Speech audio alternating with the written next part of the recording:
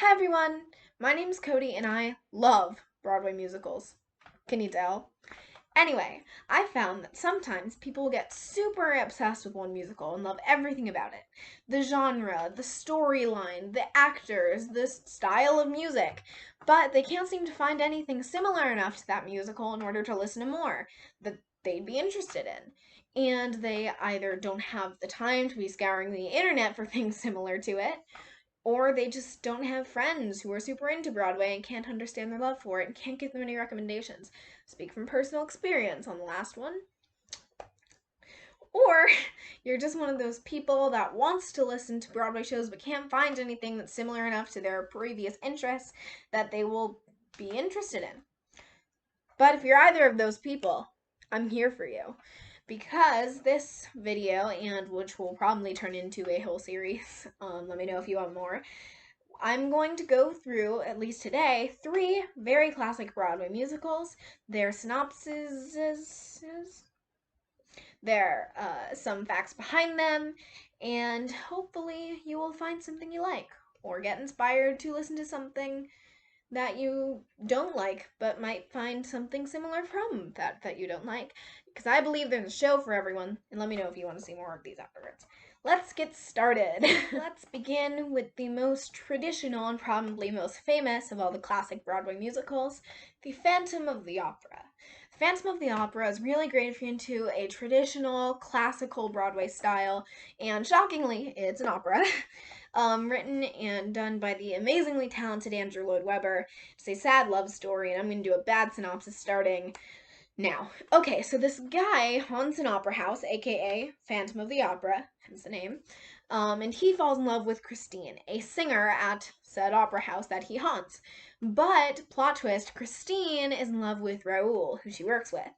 And the Phantom does not like that she is in love with Raoul because he is in love with her.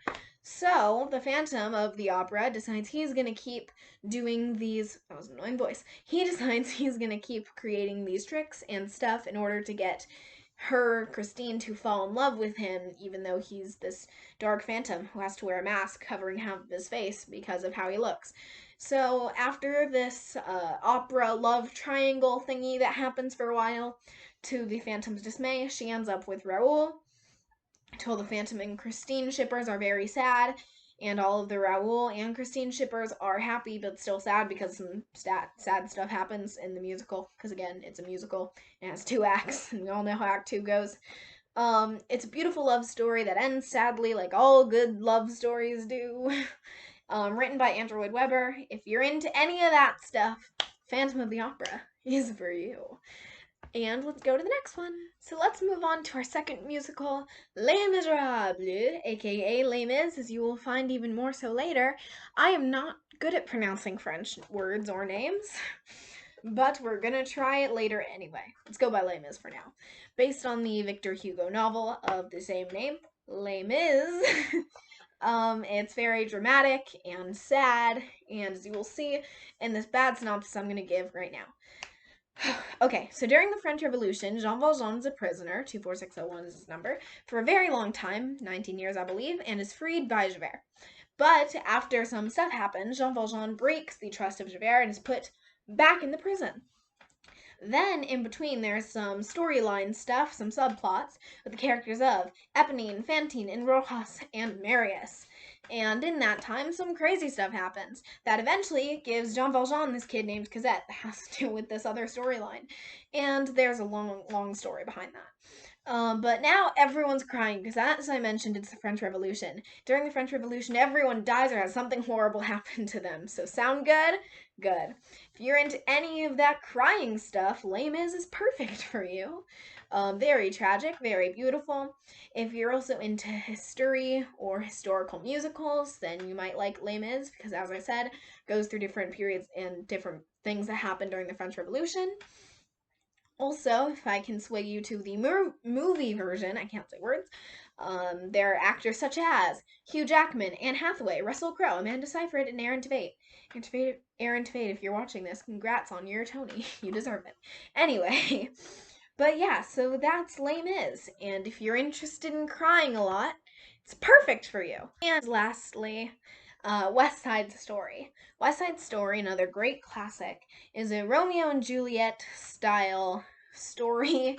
That's the best I can say, except instead of houses, it's with New York gangs. And instead of gang violence, it's just a lot of really cool snapping. The gangs are pretty awesome. There's like the Sharks and the Jets. One's like Puerto Ricans, the other's Americans. Then the Romeo and Juliet stuff happens, which you don't know means that someone from like one side of something, sorry, I didn't breathe for a long time, and someone from the other side of something fall in love with each other, and then there's conflict because there's like problems, and it's really cool. It's sweet. It's a beautiful love story. I mean, some people die, but like that's beside the point. It's a good musical. It's a very classical musical theater style. It's not an opera, but still very dramatic. When you think traditional Broadway, West Side Story is the type of thing. If you're interested in seeing people snap and do some really, really awesome gang dances, never thought I'd say those words, and then have a great love story, West Side Story is what you should listen to because it's really great. I also believe the movie's on Netflix, but don't test me on that. Yeah, that's West Side Story. Alright, everyone, thank you so much for watching and for getting this far into the video.